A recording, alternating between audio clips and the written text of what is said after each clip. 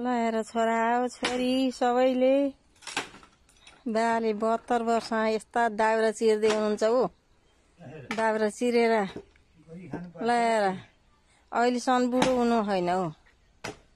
दाउरा चिर्ने फल फुल तरकारीहरू ल हेर कस्तो छ।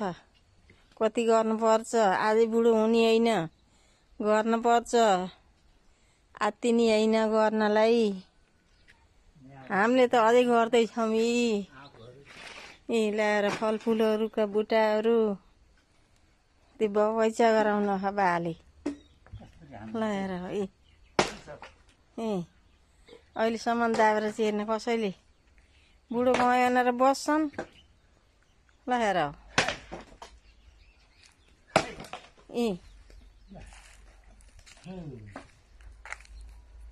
हेरै फलफुल कस्ता छन्। मेवा बुट्टा, केरा, लिची, आँप केहीको कमी छैन। छोरछोरी कमाउनु गएछन् भन्ने थपक्क बसेर खाने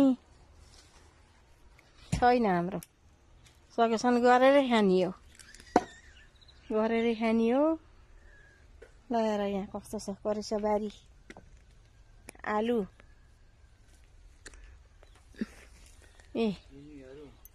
आलु, लसुन, केराउहरू, सिमीहरू खनेर भोगी छ। छोरछोरी पाला गर्छौ गर्दैनौ।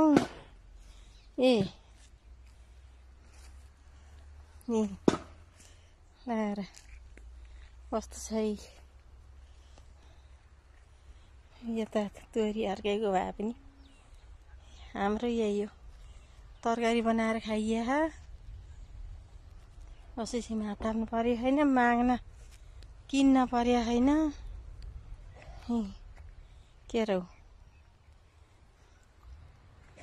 यता थरी थरी छन्। त बोडी त्यहाँ साग, यहाँ बोडी, यता सिमी फेरि अर्काखरी रोपेँ मैले। ल हेर त सिप्चाना सिमी,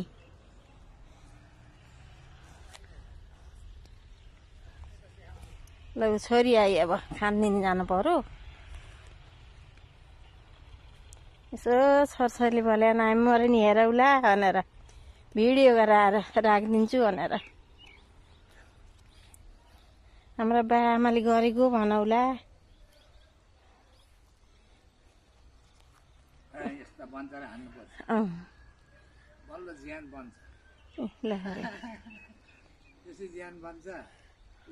गर्नै पर्छ हुन्छ भनेर छोराले, कान्छा छोराले गरेकै छन् गर्छ है। ल